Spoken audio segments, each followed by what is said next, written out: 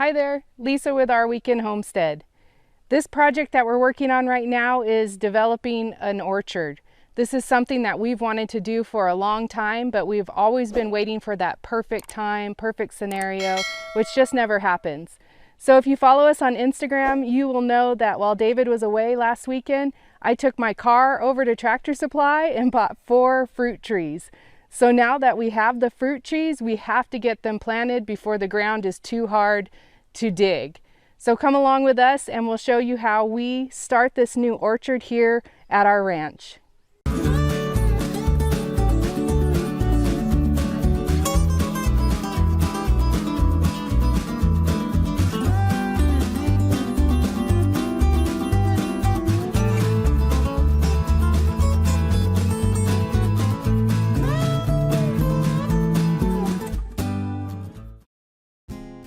It took us a bit of research on the internet to determine what trees work best in our area.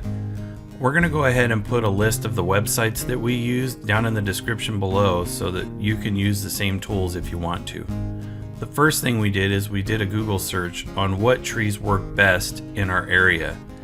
And we were able to find this document that broke the trees down into 2 separate categories based on the amount of chill hours that we have in the area in which we're going to grow them. We also wanted to research what hardness zone we were in case that came up when we were trying to select the trees, and we determined that we were in zone 9A. Now to figure out what our chill hours are. And chill hours are the number of hours between 30 and 45 degrees accumulated over the dormant season. Traditionally, this is normally November 1st through February 28th. The way this website works is we have to find the weather station ID nearest to your property. They have this link right here in the middle, and this will take you to a website and help you find your weather station. Next, select your state, and once the map loads, zoom into the area nearest your property. Once you've located your local weather station, write down the station ID and then go back to the Get Chill website and plug that station ID into their website. Now go hit that Calculate Chill button and it'll calculate the chill hours for you. And in our case, we have over 1,100 chill hours. So now that we know what our chill hours are, we can take that information and go back and look at the trees and see what's open for us. And in this case, we can use everything in column A and column B because we have a significant amount of chill hours. So next, it's off to Tractor Supply. So that's exactly what I did. Armed with the information that we found online, I headed to Tractor Supply, bound and determined that this year was going to be our year to plant our orchard. I was pleasantly surprised when I got there and they had a decent selection of fruit trees. This made it easy for me to pick the ones I truly wanted. Each tree also has an information card attached to it that gave me all the info I needed to make my decision. I was excited to find that on the info card, it provided the same chill hour information as we found in our online research. This made me more confident that these trees will thrive in our zone. There are a few options in fruit tree sizes, so you'll want to know what you're getting and what ones suit your growing area best. The 3 types are dwarf, semi-dwarf, and standard. Dwarf trees grow to be about 8 to 10 feet tall. They grow well in containers and small spaces such as patios and balconies. Semi-dwarf trees can be 12 to 15 feet tall. They're great for most yards and can also be grown in containers if you are limited on space, and these should yield you about double the harvest of a dwarf tree. The last is a standard size tree. These are the largest. They grow to be 25 feet tall and wide depending on the variety, and these generally take longer to bear fruit. The trees that I chose for our orchard are the semi-dwarf. There was also a separate tag on the trees that mentioned the expected heights, which I was happy to find. There's one more thing you'll want to look for, and that is if your trees are self-pollinating or if you're going to need to buy 2 or another variety that will pollinate your tree. Again, I was super excited to find a third tag on the trees with all of this information as well. Well done, Tractor Supply!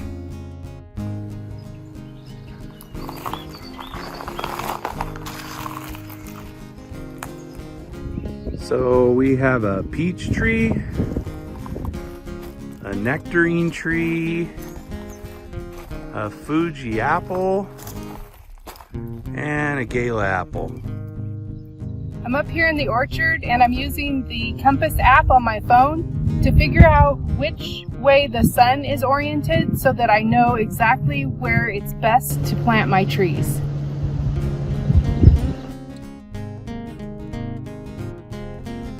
Now that we have a good understanding of how the sun is going to affect the area on where we want to plant our trees, we started to lay out the position of each tree.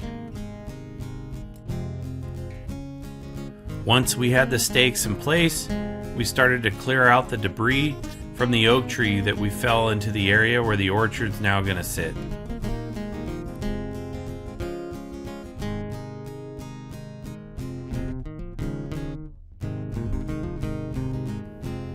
Planting the tree is super simple. We remove the stake and then start digging a hole larger than the pot that the tree came in. After we remove the dirt out of the hole, we break up the dirt so that after we put the tree in, we can then backfill it with the same dirt. When you think you've got the hole all set, you place the tree inside the hole and orientate it so the trunk is straight.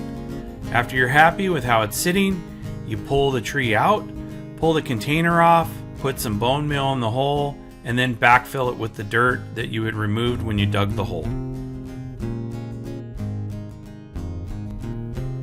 In order to protect the trees from deer and goats, we had to put field fence around it to give it a fighting chance. So the first thing we did is cut the field fence and then carry it up to the orchard.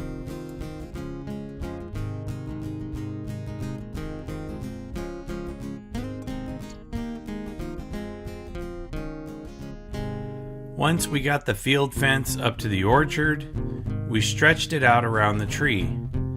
Then once we thought we had it pretty much in the spot that we wanted it, we started to place the T-posts. And we put 4 of them in, and then we stretched it all around in a circular motion. Once we thought we had the diameter where we wanted it, we went back and started to wire off the field fence to the T-post.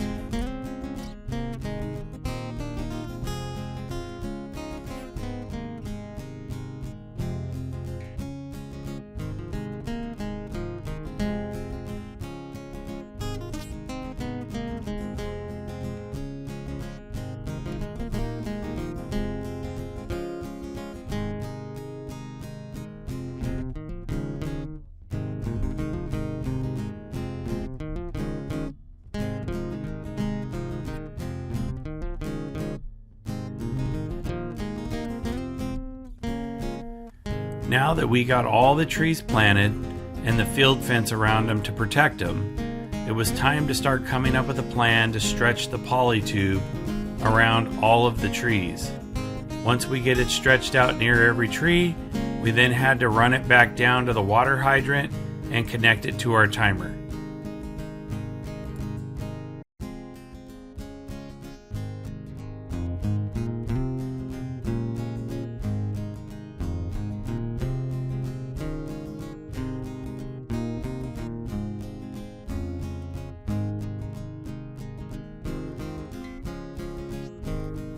Once we had the general location of the poly tube, we used landscape stakes to put it in place. This way when the deer or the goats walk past it, they don't knock the poly tube out of place.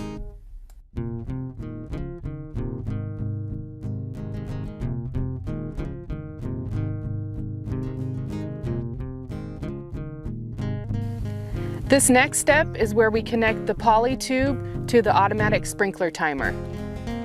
This is as simple as stretching out the line, cutting it, and using the press fit fittings in order to route it in the correct position. I gotta tell you though, the press fit fittings are tighter than they look. Now it's time to put the drip emitters at each of the trees.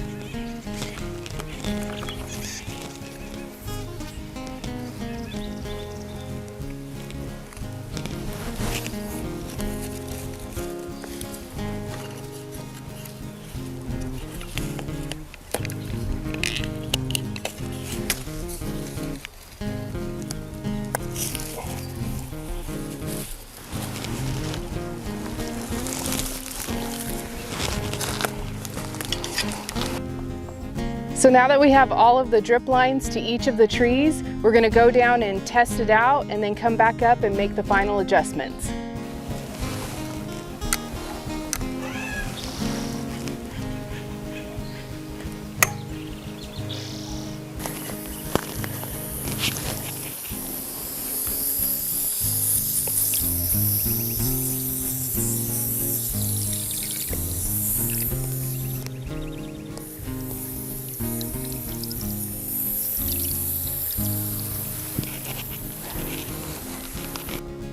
So this wraps up our project of planting our fruit trees here at the ranch.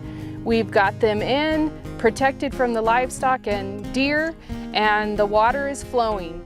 We have quite a few more videos here at the ranch, and then we're going to head back out to our urban garden to check on it.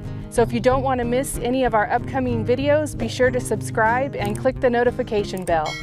We love connecting with you, so if you want to leave us a comment or if you have a question or ideas for upcoming videos, please do so in the comment section below. If you like our videos, we would love a thumbs up. Thanks for watching. We'll see you next time.